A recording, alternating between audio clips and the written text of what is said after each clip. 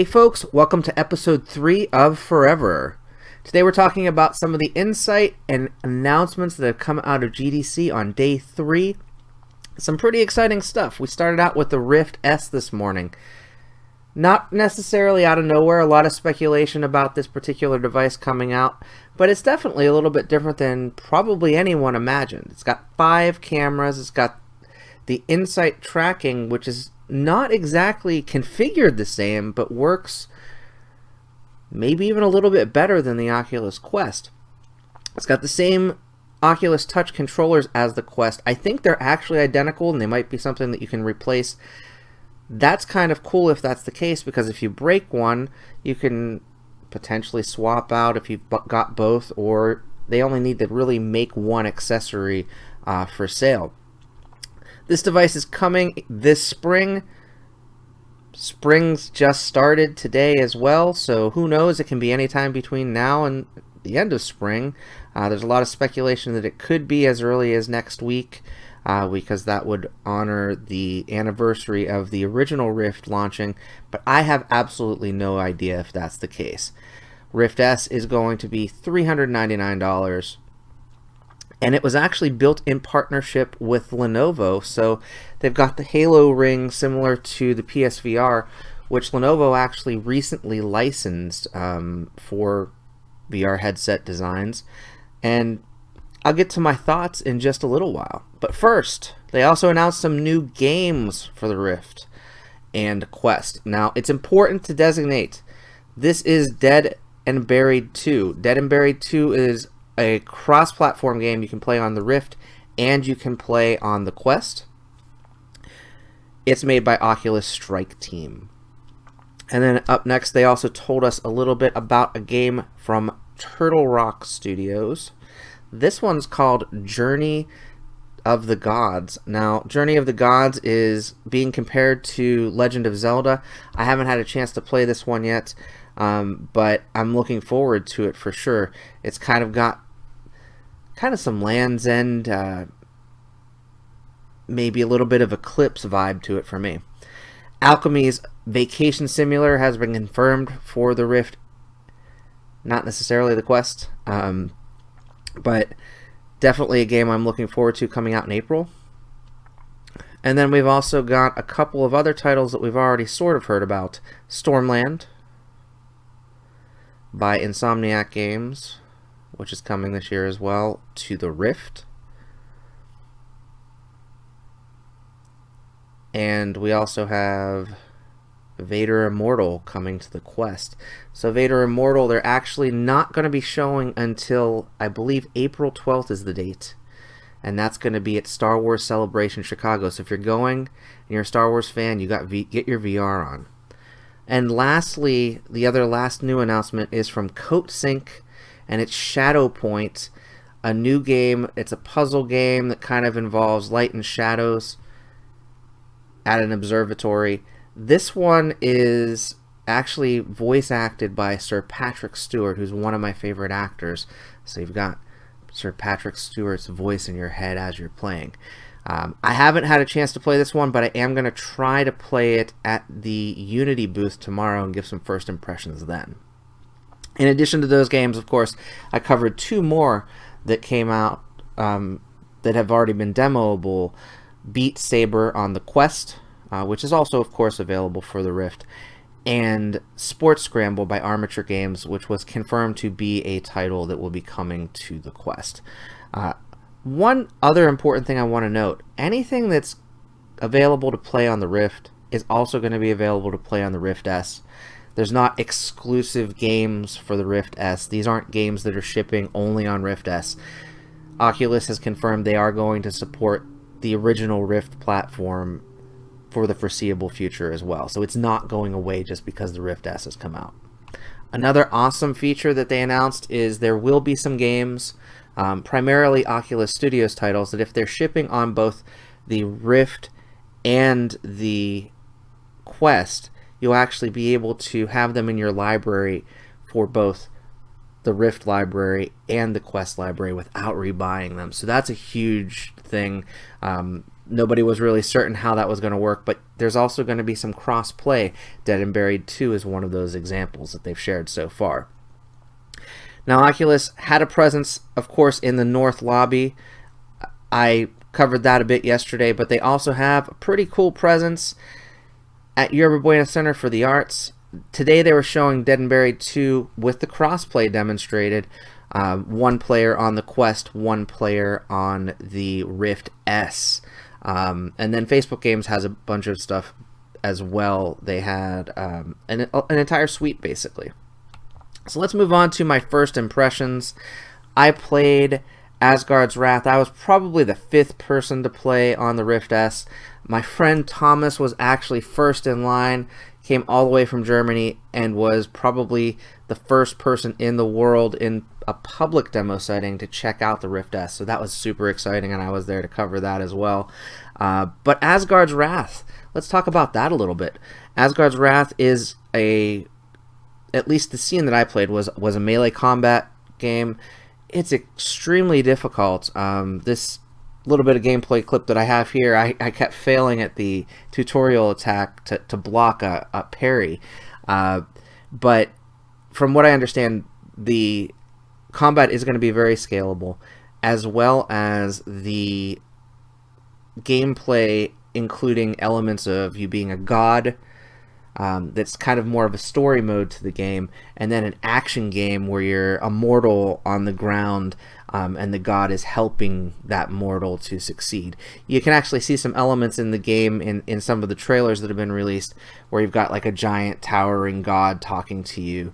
That's kind of the presence that you have in the game as well in the god setting, and then also, like I said, playing as a mortal. But you probably didn't really want to hear my first impressions of Asgard's Wrath. You probably wanted to hear my first impressions of the Rift S. And I have to say, the Rift S is pretty darn comfortable. I have major sinus issues, and it's hard for me to wear a headset for a long period of time.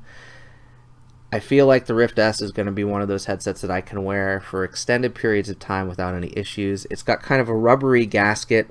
It does have foam lining similar to any other headset, but it's got kind of a rubbery gasket that fits my face very well. It's got the halo design for holding it onto your head. Very similar to PlayStation VR or the Lenovo Mirage Solo that came out that was a Daydream headset. This is definitely clearly a Lenovo collaboration with Oculus, which actually has me kind of excited. The inside-out tracking called Insight by Oculus, the same branding that they have for the Oculus Quest, worked extremely well. There's 5 cameras.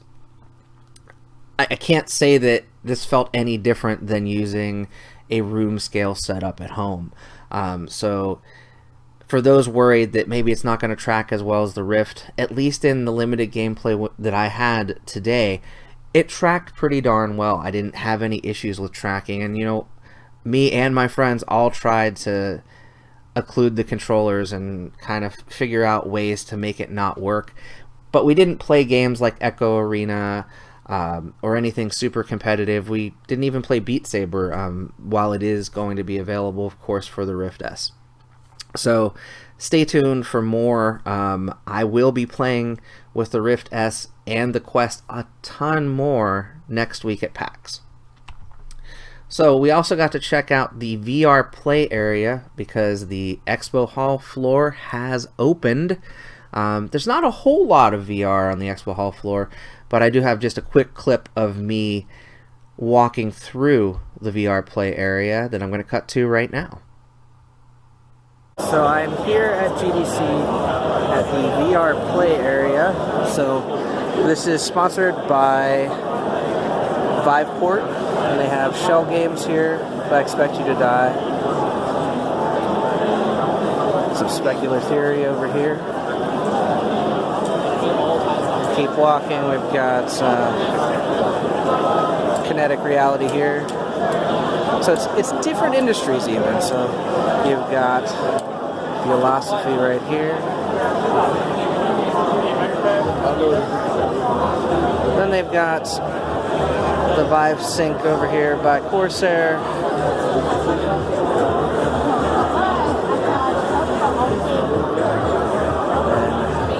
Super game, Megafauna. Something really cool over here. Setups over here is the Nordic track bikes that work with the Vive Focus, which is pretty awesome. So you can actually exercise and do different bike routes and things of that nature using that. So that's just a quick walk through. One of the other really cool features here is if we walk around the corner here, they also have Budget Cuts Arcade, and they're having a contest for Budget Cuts Arcade to win this beautiful robot trophy. All you have to do is beat the best score at Budget Cuts. And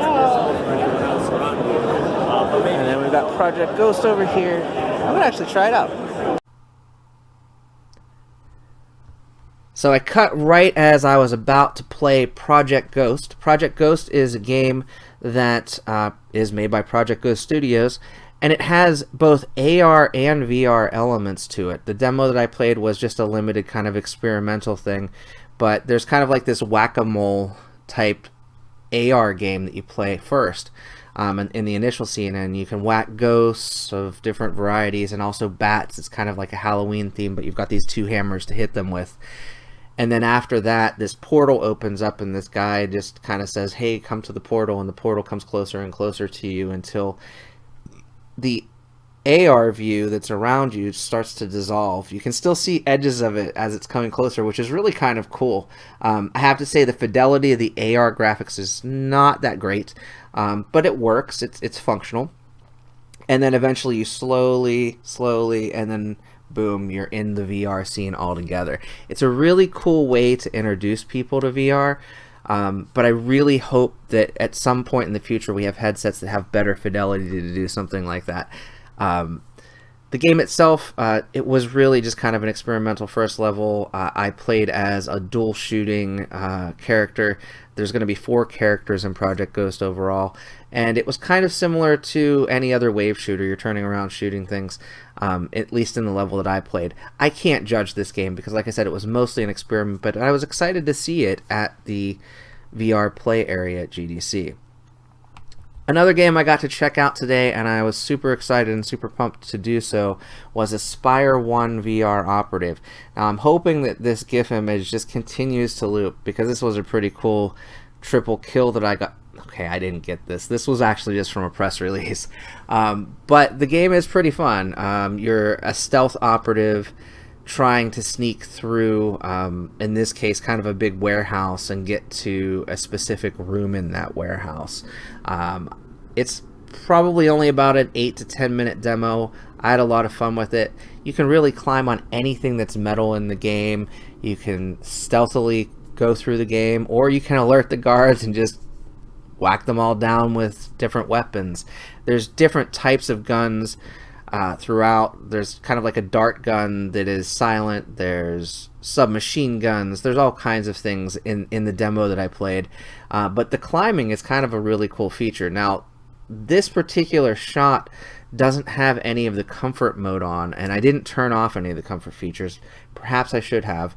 But they feel like they've really nailed motion sickness. There's kind of a box around you as you move, and it does do the tunnel vision as well as this box as you're moving. It actually kind of bothered me to have that on, but I'm glad I have the option to turn it off, and I will check back on this game in the future.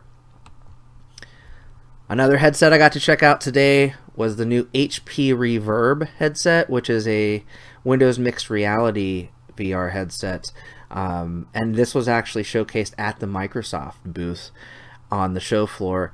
The demo that they showed was a very, very, very quick sample code demo of Unreal Engine, and the floor didn't really work so well, but I could see that the lenses and the screens are very high quality. The screens are 2K screens, one per eye. that can sometimes be considered 4K. I think I actually said that in my video yesterday. I apologize for misleading.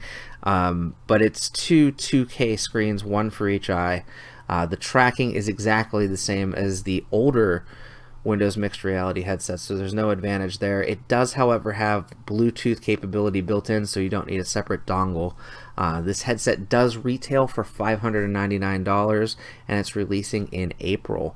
There's also going to be a Pro Edition that comes with a couple of extra sweat-proof face pads and a short cable, because they think that, you know, arcade users might want to use a shorter cable and maybe tether to a backpack PC. I also got to check out Jupiter and Mars at the Sony booth. Jupiter and Mars is an upcoming PS4 and PSVR title. I played the flat PS4 version, and I have to say, you know, my friends came over after I was playing this game, actually as I was playing this game, and I was super relaxed by it. It's a very tranquil, kind of Echo the Dolphin style game, but there's not a lot of like high intensity action, and I was actually starting to feel very relaxed playing it. So I'm actually really excited to check it out in VR in the future. This could be something to calm you at the end of a bad day or things of that nature. So I don't know what the full gameplay is like. I only played a limited demo, but it really is something that I'm really looking forward to playing more of in the future. And the last tidbit here, Google was showcasing a AR version of Pac-Man where people had kind of mobile devices on top of little Pac-Man, and they got to walk through the Pac-Man maze. They modeled the Pac-Man maze after different locations. I believe these people were playing in the Pac-Man maze modeled after the Big Ben clock in London, but they actually were walking around, and there were ghosts, there were power pellets, there were the little dots that you gobble up, and it seemed like a pretty cool thing. And Pac-Man, of course, himself was there just to say hello as well. They also had on a giant screen mobile phone device a simulation of Pac-Man in Google Maps, kind of walking around the city to play a map of Pac-Man. And I just have to say, if Google sees this video or Google wants to make some money for sure, I would absolutely pay $2.99 or $5.99 to have a Pac-Man icon that I could actually play a Pac-Man game in Google Maps. I know they've recently added Carmen Sandiego as well, so you can play Where in the World is Carmen Sandiego on Google Maps. I'd love to play Pac-Man on Google Maps as well if that ever actually goes beyond a concept. And lastly, I had a lot of fun with my friends at GDC, both on days 1 and 2 and now on day 3. Met a lot of really cool and passionate VR enthusiasts, other VR journalists, other VR YouTubers. But I've spent a ton of time with Reality Check VR, Caleb, and Voodoo DE, Thomas, and I just wanted to give them a shout out and maybe show you a little clip of the three of us at the end of the day today. Alright folks, so end of day 3 here at GDC. I picked up some stragglers. We've got Thomas back there, Voodoo DE, and Caleb, Reality Check VR. And a couple of us tried out the Rift S. Did you see my bag? Did you see my bag? It glows. It's got LEDs. Okay, yeah, that's the only cool thing. That's the only thing people care about while I'm walking around. They're like, let me see your bag. Hey, where'd you get your bag? Where did you get your bag? I'm like, I do cool stuff too sometimes. Just so that you know, we got his bag at gearbest.com. Really good Chinese site, really cheap prices. You can also get cheap 3D printers there. He uses them all the time. We got to try out the Rift S right back here. I really enjoyed the comfort of the Rift S. I'm excited to try more content with the Rift S in the days ahead. Next week, I'm going to be using the Rift the Rift S extensively at PAX East, as will these guys actually. Both of them will be there as well. But today I got to check out Asgard's Wrath, just a brief demo, just a small little taste. I think I want more. It's got that whole Rainbow Bridge thing. It's got giant monsters coming out of the ocean. It's got terrible, terrible skeleton beast things that come and attack you. And then eventually it also has really difficult parrying attacks that you have to do. And of course, they're cleaning the convention center right now, so I'm going to wrap this up. And that's going to be it for today's show. I don't know if there's going to be a lot more news to cover out of GDC as far as virtual reality is going. I'm going to try, like I said, to check out the CoatSync demo tomorrow for Shadow Point. And then I'm also going to try to get into a Magic Leap demo as well. But other than that, I don't know how much else is going to be there. But there is a Valve Steam business update tomorrow. And we're still trying to figure out where Valve is located as far as their business office. So there's a possibility there. It's probably pretty slim, but there could be something cool that I cover from that as well. Otherwise, I might wrap up GDC with just kind of a summary wrap up of other things that I saw and other things I didn't get the opportunity to check out. And then we'll be on to other things and other videos, not necessarily forever every day. Really have enjoyed the response. Continue giving me feedback. Hope you've enjoyed this episode. And remember, VR isn't dead. It's forever.